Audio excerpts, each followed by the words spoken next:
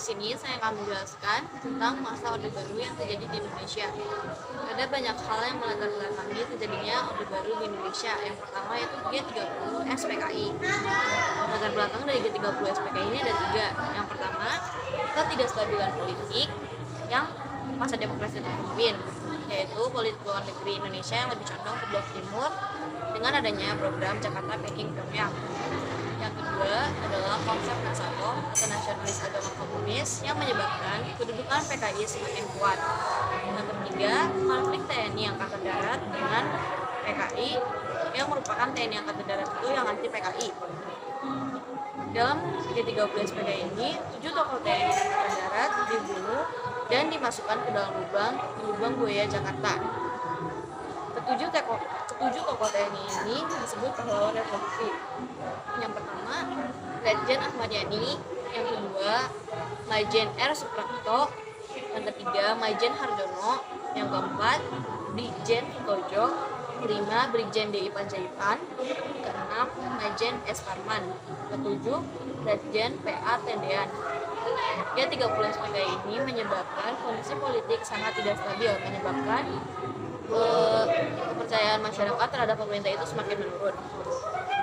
Sebelum Orde Baru juga ada beberapa krisis politik, yaitu krisis politik, krisis sosial, krisis ekonomi. Krisis ekonomi terdiri dari tingkat inflasi yang mencapai 600%.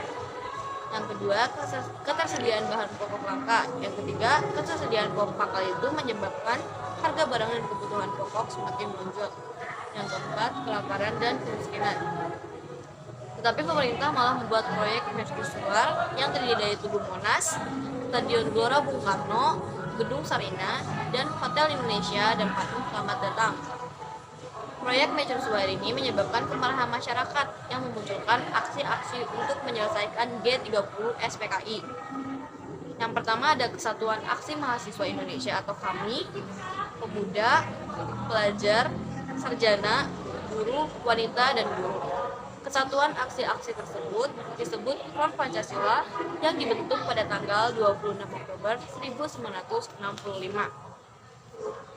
Lalu pada tanggal 12 Januari 1966, Front Pancasila mendatangi DPR GR untuk menuntut Tritura atau Tri Tuntutan Rakyat yang berisi 1.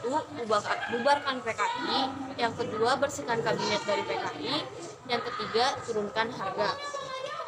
Tritura itu tidak dipenuhi oleh Presiden Soekarno, tapi Soekarno malah merubah kabinet menjadi kabinet 100 menteri, dan di dalam kabinet 100 menteri itu masih terdapat tokoh-tokoh yang terlibat dari G30 SPKI. Lalu pada pelantikan kabinet 100 menteri itu pada tanggal 24 Februari 1966, Front Pancasila melakukan demonstrasi untuk menuntut dipenuhinya Tritura. Front Pancasila dihadang oleh pasukan Cakrabirawa. Karena dihadang oleh pasukan Cakrabirawa menyebabkan seorang mahasiswa UI gugur yang bernama Arif Rahman Hakim. Dari semenjak Front Pancasila melakukan demonstrasi untuk menuntut dipenuhinya Tritura, Soekarno malah membubarkan KAMI atau Kesatuan Aksi Mahasiswa Indonesia yang menyebabkan kepercayaan masyarakat terhadap presiden semakin menurun dan memperparah krisis politik. Untuk mengatasi krisis politik itu, pada tanggal 11 Maret 1966, Presiden Soekarno mengadakan sidang kabinet yang diboikot oleh demonstran menuntut pembubaran PKI. Pada saat sidang kabinet itu, Brigjen Sabur memberitahu Soekarno bahwa di luar ada pasukan tanpa tanda pengenal. Menyadari keadaan sudah tidak stabil, lalu Soekarno bersama Perdana Menteri I, Dr. Cairo Saleh, dan Perdana Menteri III, Dr. Subando, segera menuju Bogor menggunakan helikopter. Sidang kabinet itu ditutup oleh Perdana Menteri II, Dr. J. Leimena. Muhammad Yusuf, Ahmir Mahmud, dan Basuki Rahmat sepakat menyusul ke Bogor dan meminta izin terlebih dahulu kepada Soeharto.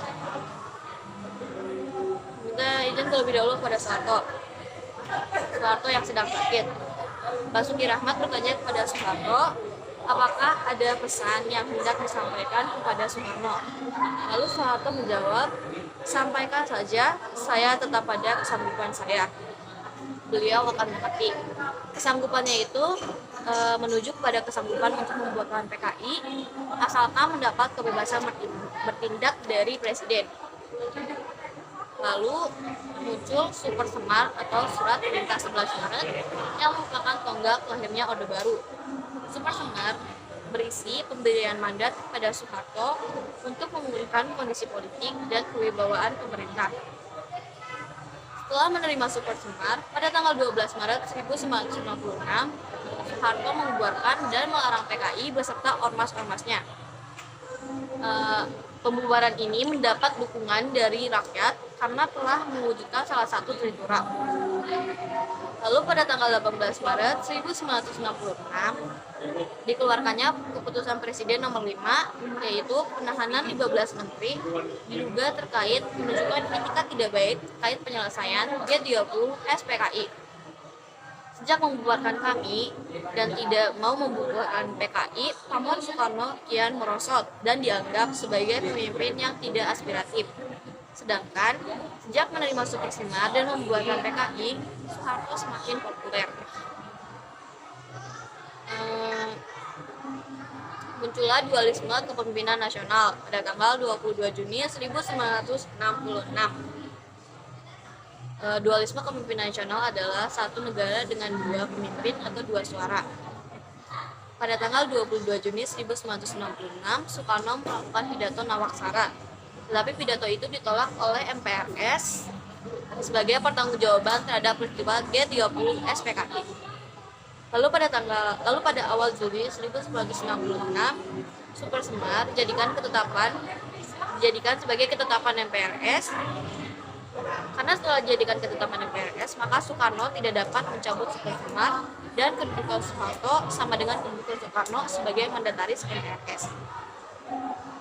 Soeharto diberi mandat untuk membentuk kabinet baru yang disebut Kabinet Ampera pada tanggal 28 Juli 1996. Tugas utama dari Kabinet Ampera ini menciptakan stabilitas politik dan ekonomi. Program dari Kabinet Ampera ini memperbaiki sandang dan pangan. Karena dualisme kepemimpinan nasional menimbulkan pertentangan politik dalam masyarakat. Muncullah pendukung Soekarno dan pendukung Soeharto yang membahayakan persatuan dan kesatuan Indonesia. Karena munculnya dua kubu yang mendukung Soekarno dan Soeharto, maka para pimpinan ABRI menunjuk Soekarno agar menyerahkan kekuasaannya kepada Soeharto. Sahabat Soekarno juga memohon agar Soekarno mengakhiri dualisme kepemimpinan ini dan menyarankan agar Soekarno menyatakan diri nonaktif di sidang MPRS dan menyetujui pembubaran PKI. Pada tanggal 22 Februari 1967, secara resmi Soekarno mengundurkan diri pada sidang istimewa MPRS 7 Maret 1667, ketetapan MPRS nomor 31 yang berisi penarikan mandat Soekarno atas segala kekuasaannya dalam pemerintahan Indonesia dan mengangkat Soeharto sebagai Presiden Republik Indonesia. Pelantikan Presiden Soeharto ini oleh Ketua MPRS Jenderal Ahmad Nasution pada tanggal 12 Maret 1967. Semenjak Soekarno mengundurkan diri dan Soeharto secara resmi diangkat menjadi presiden, disitulah mulainya lahirnya Orde Baru. Kondisi politik dan ekonomi sebelum masa Orde Baru sangat-sangat tidak stabil. Oleh karena itu, setelah berakhirnya kekuasaan Soekarno, Soeharto segera melaksanakan program untuk menciptakan stabilitas politik dan ekonomi. Yang pertama adalah stabilitas politik. Langkah pertama yang dilakukan adalah membuat kebijakan politik luar negeri bebas aktif. Politik luar negeri bebas aktif artinya politik luar negeri Indonesia yang tidak condong ke blok manapun.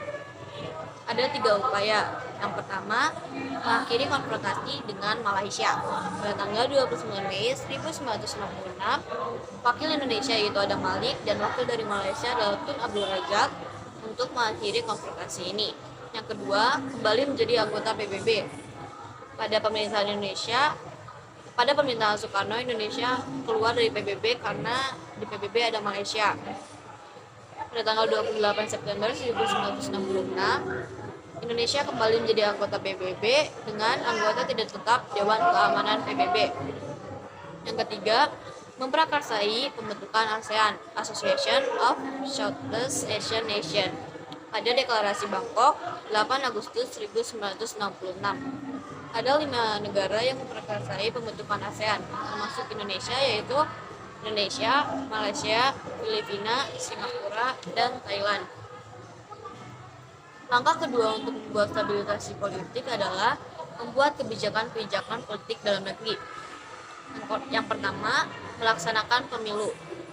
Pemilu pertama pada masa Orde Baru adalah pada tahun 1971.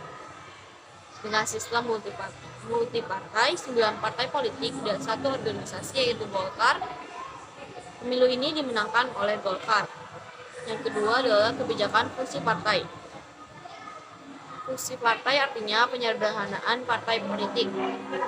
Tahun 1973, Indonesia menganut sistem dui partai dan 1 organisasi. Dui partai ini terdiri dari PPP, Partai Persatuan Pembangunan, yang merupakan fusi partai Islam. Yang kedua adalah PDI, Partai Demokrasi Indonesia, yang merupakan fusi partai non-Islam dan nasionalis. Dan 1 organisasi Golkar atau golongan rakyat. Golkar selalu menang dalam pemilu-pemilu. Yang ketiga adalah penyeragaman ideologi Pancasila. Dikukuhkan pada Kongres Nasional Pramuka pada 12 Agustus 1976.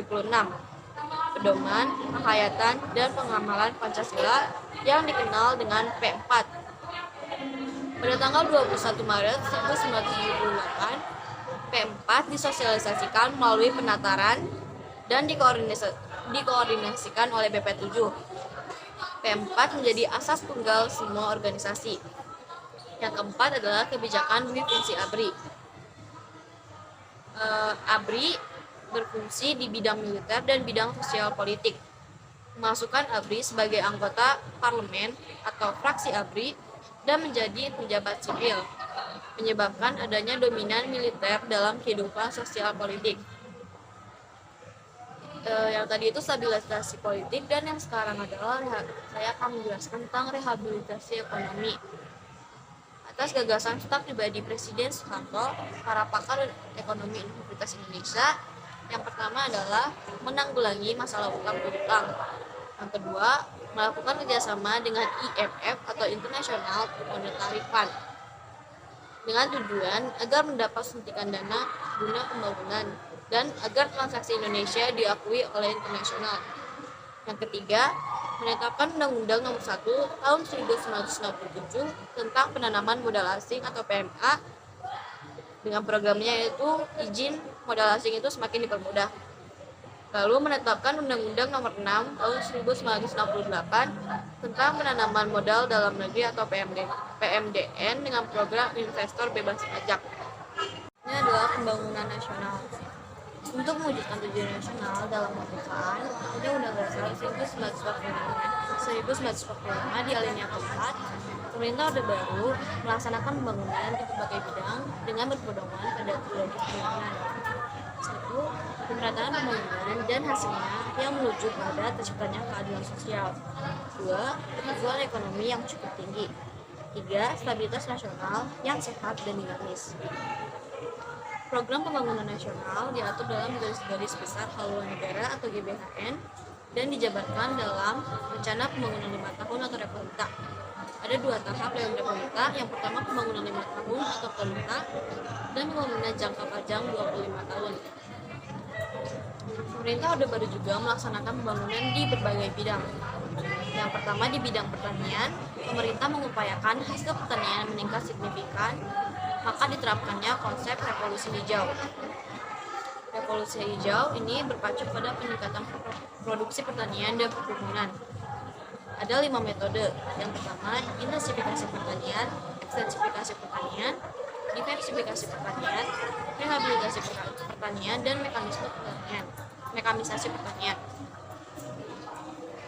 Pemerintah Orde Baru juga menerapkan konsep panca usaha tani dan sabta usaha tani. Peran Koperta dioptimalkan. Lalu pada tahun 1978, nama Koperta diubah menjadi KUB, integrasi unit desa yang hingga saat ini KUD ada di setiap kecamatan di Indonesia. Pemerintah Orde Baru juga mendirikan Badan Usaha Logistik atau Bulog yang bekerja sama dengan KUD dalam pengadaan stok beras. Revolusi hijau berhasil dengan dibuktikannya tercapainya swasembada beras pada tahun 1984. Yang kedua, di bidang pendidikan. Pelita 1, pemerintah fokus pada pemberantasan buta huruf. Di Pelita 2, pemerintah fokus pada pemerataan pendidikan dan pembangunan SD hingga ke pelosok-pelosok. Muncul istilah SD Impres atau instruksi presiden dan ribuan gedung SD dibangun di Indonesia. Lalu pada Pelita 5, pemerintah mulai merintis program wajib belajar hingga tingkat SMP dikenal dengan wajib belajar 9 tahun. Lalu yang ketiga di bidang kesehatan ada 2 program.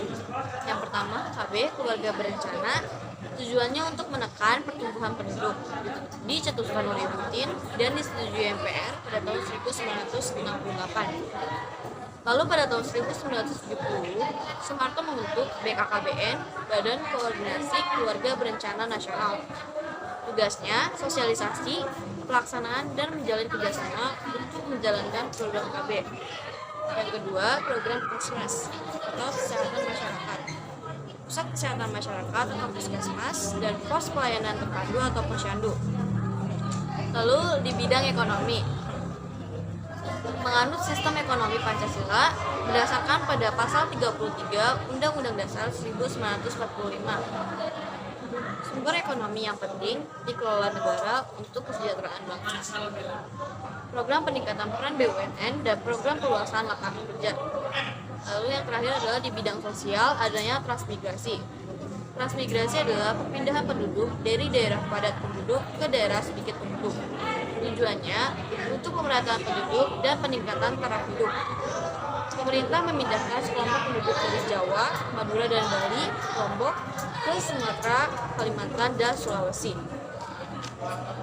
Berakhirnya masa Orde Baru. Pada tahun 1990, Indonesia mengalami krisis multidimensional. Krisis ini terdiri dari yang pertama, krisis moneter yang merupakan jatuhnya nilai tukar rupiah terhadap dolar Amerika Serikat. Krisis moneter terjadi karena efek domino dari krisis moneter di Thailand, diikuti penurunan nilai tukar mata uang di negara lain seperti Filipina, Malaysia, Indonesia, dan Korea Selatan. Nilai tukar yang mula-mula dari Rp2.500 per 1 dolar menjadi Rp16.000 per 1 dolar, yang menyebabkan sistem perbankan tidak berfungsi baik, bank tidak mampu mendorong sektor real dan dunia usaha, sehingga menyebabkan beberapa bank terpaksa ditutup. Yang kedua adalah krisis ekonomi. Pemerintah Orde Baru menempatkan bank yang besar pada lembaga keuangan internasional, dan investor asing masuk dengan pesat yang menyebabkan investor dalam negeri mati. Dunia usaha macet, PHK terjadi di mana-mana. Persediaan barang kebutuhan pokok mengalami kelangkaan sehingga harga sembako meroket tajam dan memicu kepanikan masyarakat. Pembangunan tidak merata dan maraknya korupsi menyebabkan perekonomian semakin menurun dan tidak bisa diatasi. Selanjutnya ada di krisis politik. Menjelang 1998, kondisi politik di Indonesia semakin terpuruk dan tidak stabil. Berawal dari pemilu pada tahun 1997, Golkar kembali menang dan Soeharto kembali terpilih menjadi presiden untuk ke-7 kalinya dengan wakil presiden B.J. Habibie yang mendapat penolakan karena berbagai penyimpangan politik. Yang pertama, adanya paket undang-undang yang mengekang kebebasan berpolitik. Yang kedua, menteri berasal dari orang-orang terdekat presiden atau nepotisme. Yang ketiga, kemenangan Golkar setiap pemilu. Lalu selanjutnya ada krisis sosial. Pembangunan yang tidak merata menyebabkan kesenjangan sosial dan kriminalitas masyarakat. Pada awal tahun 1998, terjadi kerusuhan dan penjarahan rakyat terhadap orang Tionghoa karena perekonomian selalu didominasi oleh orang Tionghoa. Karena pemerintah membuka lebar investor asing Etnik Tionghoa mensukseskan program tersebut. Kerusuhan ini disebut dengan Kerusuhan dan Penjarahan 1998. Selanjutnya adalah krisis hukum. Dominasi kekuasaan Presiden Soeharto membuat hukum di Indonesia semakin lemah dan tidak adanya supremasi hukum. Hukum dijadikan alat pembenaran atas tindakan dan kebijakan pemerintah yang menyebabkan banyak rekayasa dalam proses peradilan. Penegakan hukum di masa Orde Baru belum mampu menciptakan keadilan bagi seluruh rakyat Indonesia. Yang terakhir ada di krisis kepercayaan. Mengurangi kepercayaan masyarakat terhadap Soeharto karena Soeharto menyuburkan korupsi dan kolusi melebarkan jurang kaya miskin, nepotisme marak, dan rakyat hidup di bawah kemiskinan. Pemerintah Orde Baru tidak mampu membangun kehidupan politik yang demokratis, menegakkan keadilan sosial, dan melaksanakan perekonomian yang memihak rakyat. Karena adanya penyimpangan yang dilakukan oleh Soeharto pada masa Orde Baru, maka rakyat Indonesia menuntut reformasi. Reformasi dalam KBBI merupakan perubahan terhadap suatu sistem yang telah ada. Akibat adanya krisis multidimensional, masyarakat menuntut reformasi melalui aksi demonstrasi dengan agenda utama untuk menuntut 1. Presiden Soeharto turun jabatan. 2. Penghapusan dwi-fungsi ABRI. 3. Amandemen Undang-Undang Dasar 1945 dan pelaksanaan otonomi daerah. Dan keempat, penghapusan praktik KKN, korupsi, kolusi, nepotisme, dan tegaknya supremasi hukum dan hak asasi manusia. Aksi demonstrasi ini dilakukan oleh mahasiswa untuk menuntut mundurnya Presiden Soeharto serta perubahan dalam berbagai bidang. Yang pertama di Jakarta, demonstrasi pertama mahasiswa Universitas Indonesia pada Kamis 19 Februari 1958 di pelataran parkir Fakultas Sastra Universitas Indonesia.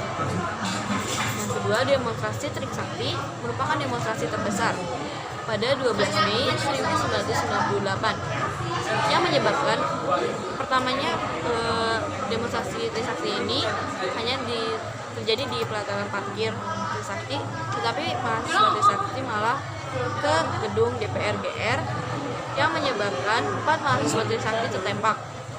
Yang pertama Elang Mulia Lesmana, Heri Hartanto, Hafidin Royan, dan Hendriawan. Tragedi ini disebut Tragedi Kelam Trisakti 1998. Yang kedua di Yogyakarta dan Surabaya. Di Yogyakarta, salah satu mahasiswa UNIF Sanata Dharma tertembak yang bernama Moses Gatotkaca. Dan di Surabaya ada 2 mahasiswa UNAIR yang hilang hingga sekarang bernama Herman Hendrawan, Petrus Bima Anugrah. Lalu pada tanggal 15 Mei 1998, Soeharto pulang dari Kairo dan melakukan pertemuan dengan B.J. Habibie dan dengan sejumlah pejabat tinggi negara untuk menerima laporan perkembangan tanah air. Pada tanggal 18 Mei 1998, pimpinan DPR Harmoko menemui Soeharto dan menyampaikan tuntutan reformasi. 1. Perlunya melakukan reformasi total. 2. Presiden Soeharto mengundurkan diri. 3. Mendesak sidang istimewa MPR. Tanggapan Presiden Soeharto terhadap Harmoko adalah 1. Mempersilahkan reformasi. 2. Memperbarui kinerja pemerintah dengan reshuffle kabinet atau perombakan kabinet. 3. Menggunakan wewenang untuk melindungi rakyat berdasarkan TAP MPR nomor 5 tahun 1998. Tanggapan Presiden Soeharto tersebut tidak diterima oleh Harmoko. Lalu, Menteri Kabinet Ginanjar Kartasasmita menyampaikan sepucuk surat yang telah ditandatangani oleh 14 menteri berisi meminta Presiden Soeharto untuk mundur dan menolak bergabung ke Kabinet reshuffle. Sepucuk surat itu membuat Presiden Soeharto sangat terpukul dan tidak punya pilihan lain selain mengundurkan diri. Lalu, Soeharto menginformasikan kepada B.J. Habibie untuk bersiap menggantikannya. Pada tanggal 21 Mei 1998, Presiden Soeharto membacakan pidato pengunduran diri dan B.J. Habibie dilantik menjadi Presiden RI. Kemunduran Soeharto ini menjadi simbol bahwa masa Orde Baru sudah berakhir dan masa reformasi